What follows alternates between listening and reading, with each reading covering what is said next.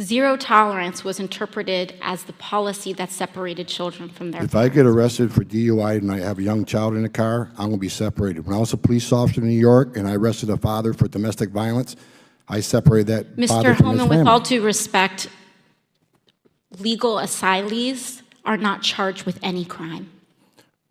When you're into the country illegally, it's violation 8 United States Code 1325. Seeking asylum is legal. If you want to seek asylum, you go through the port of entry, do it the legal way. The Attorney General of the United States has made that clear.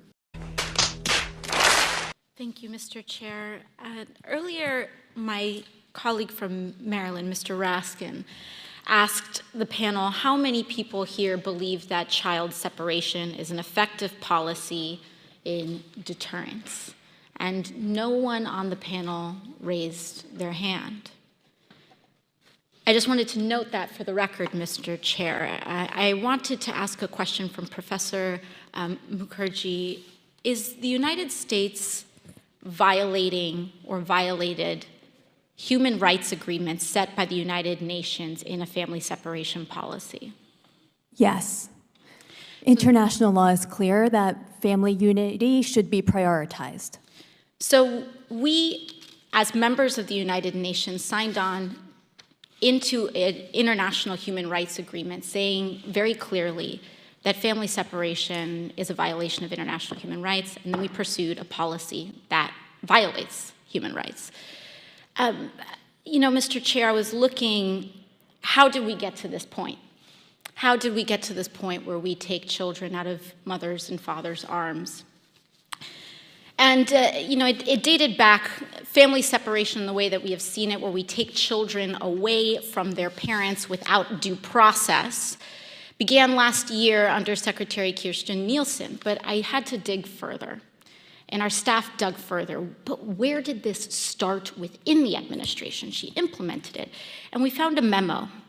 It dates back to April 23rd of 2018, where there was an official recommendation to, quote, pursue prosecution of all amenable adults who cross our border, quote, illegally, even though this applied to legal asylum seekers in practice, including those presenting with a family unit between ports of entry in coordination with DOJ. Here is the memo that I would like to submit to the congressional record. What is the name of that? It is the memorandum for the Secretary from Homeland Security. Date. April 23rd, 2018, subject increasing prosecutions of immigration violations. Without objection. And so I looked at this memo, and it seems like this is the source of it. And it seems as though, Mr. Homan, that you are the author. It says here from yourself, Kevin Michalinen, and Francis Cisna. Is this correct? Did you sign the memo? I'd have to see what you... Give her I'd be happy to provide it. And we'll provide it over, but I would like to note that here it says the official recommendation. There were 3 different options presented. The third included the option for family separation. This initiative would pursue prosecution of all amenable adults, including those presenting with a family unit. Mr. Homan, your name is on this. Is this correct? Yes, I signed that memo. So you are the author of the family separation policy. I am not the author of this memo. You're not the author, but you signed the memo. Yes, a zero tolerance memo. So you provided the official recommendation to Secretary Nielsen on for the United States to pursue family separation. I gave Secretary Nielsen numerous recommendations on how to secure the border and save lives. But it says here that you gave her numerous options, but the recommendation was option 3, family separation. What I'm saying, this is not the only paper where we've given the Secretary numerous options to secure the border and save lives. And so the recommendation, of the many that you recommended family separation. I recommended zero tolerance. Which includes family separation. The same as is with every U.S. citizen parent gets arrested when they're with a child. Zero tolerance was interpreted as the policy that separated children from their If I get arrested for DUI and I have a young child in the car, I'm going to be separated. When I was a police officer in New York and I arrested a father for domestic violence, I separated that father Mr. from his Holman, with family. all due respect, legal asylees are not charged with any crime. When you're into the country illegally, it's violation 8 United States Code 1325. Seeking asylum is legal. If you want to seek asylum and go through the port of entry, do it the legal way. The Attorney General of the United States has made that clear. Okay. Mr. Chair, the memo is submitted to the record for review. Inspector General Costello, one last thing. Is there a record, based on reports throughout the year, and in our hearing earlier this year, we spoke with Ms. Juarez, a mother who lost her child due to inhumane conditions in the facilities. We learned that there is no accurate record and no policy being held of people who are pregnant and people who endure miscarriages. Is there a record of who enters and leaves these facilities? I'm not familiar with the instance you're talking about, but I do believe the facilities keep custody logs and logs, but I'm not familiar with the incident you're talking about. And where would we find those records? I believe all the facilities keep them on site, CBP and ICE facilities. And if you believe that the records are not accessible, or if we find that the records are not accessible, do you believe the committee should seek to request records from DHS on the location of children and those that are detained? Well, we would never opine about what the committee would request and not request, so. Thank you very much. Thank you very much. Mr. Jordan. Mr. Holman, the actions you took when you were director of ICE were entirely consistent with the law of the land, weren't they?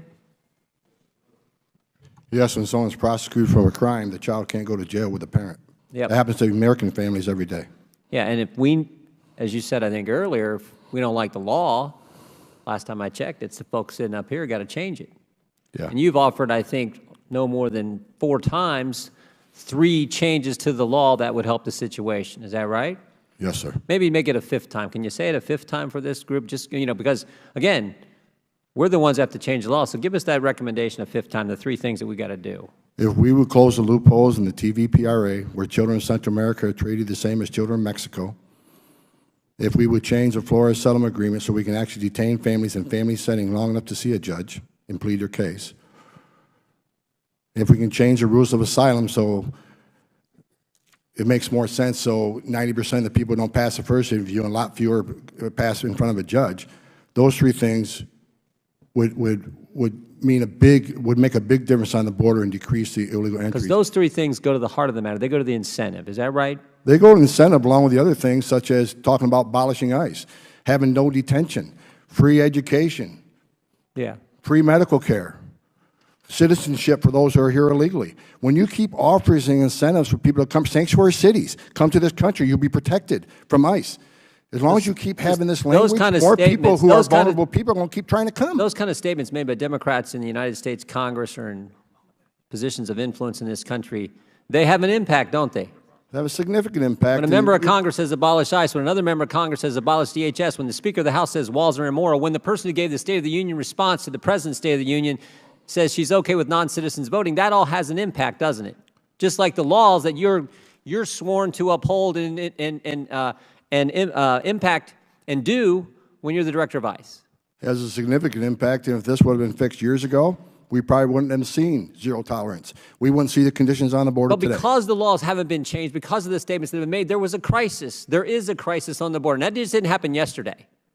Right? You think about this. There was a crisis. The administration asks for help. Democrats say it's contrived, it's manufactured, it's fake, it's not real. Then when the crisis, the real crisis, gets actually worse, the Democrats blame the administration for the very crisis they helped create by the things they said and the fact we won't change the law. But somehow, it's your problem. Somehow, it's the president's problem. And we have Ms. Costello, who went down there, her team went down there and looked this all over as the Inspector General, said there's some concerns that she has, and the cause of the concerns they're trying to ascertain. Now, she also said agents are doing, I think your statement was, agents are doing their level best. Is that right, Ms. Costello? That's the experience of our inspectors. So the Inspector General goes down there with your team, and you conclude the agents, the people that Mr. Holman used to represent, are doing their darn best they can do, but they're overwhelmed. And then you also said in your statement, in your answers a few minutes ago, you're trying to ascertain the cause. Well, that's pretty simple to figure out the cause. It's the numbers. In October, 60,000 apprehensions and inadmissibles on the border, October of last year. You know what it was in May of this year? 144,000. We know the cause. They're all coming. And they're coming because things the other side's saying and the fact we won't change 3 fundamental things in the law. And it also might help, Mr. Holman, it also might help, because these are the ones that, these are apprehensions, these people presenting themselves at ports of entry. It also might help if we build a border security wall, right? Instead of having the Speaker of the House say they're immoral, even though there's one in her state, it might actually help if we built the border security wall that the American people voted this president in office to do. It might actually help if we did that. Would you agree, Mr. Holman? Absolutely. Every place they built a border barrier, every single place they built a border barrier, illegal immigration decreased. Yeah, it would help with some of the tragic things that we have heard about, tragic situations that we've heard about the last couple of days, this entire week in this committee, that no one wants to see happen. The young mother who lost her daughter, it's tragic. No one wants those, but if we did the things you're talking about, we could help avoid some of those kind of incidents from happening in the future. Is that right, Mr. Holman? Yeah, if I can respond and to you're that. you're the guy who has lived it, breathed it, felt it, managed it. You know more than, you have more expertise in this area than anyone in this room. Is that right? I believe so, but let me respond. so. Let me respond to the one child that died. It's tragic, tragic. Sure is. But you know, as long as we're showing a lot of pictures, if I can have just 30 seconds. Here's a picture. Her name is Serenity. She was 9 months old, 9 months, raped and murdered by an illegal alien because of open borders policy. Here's Irana. She was 5 years old, raped repeatedly and murdered by an illegal alien. Here's Louise Solowin. She was 93, multiple rapes and murdered by an illegal alien. Here's a 16-year-old. Here's a law enforcement officer. I got hundreds of these in my desk drawer. So I've seen tears for people today, and I understand that. It's tragic when anybody dies. But let's not forget the angel moms and dads who I've all met and got to know. Their children died, and they're separated forever. It's not a matter of location. They're dead. And a secure border would help prevent some of this. Sanctuary cities does not help this. Sanctuary cities this will increase because of the push of sanctuary cities. Come to our country, we'll protect you. You can even commit a crime, be in our county jail. We're not going to ice into the jail. So he'll go out, recidivism rates, anybody can look them up. 50% reoffend the first year, up to 75 recidivate within 5 years. They're in the country illegally in violation of federal law. They're locked up in a county jail. Let us have access to them and do our job.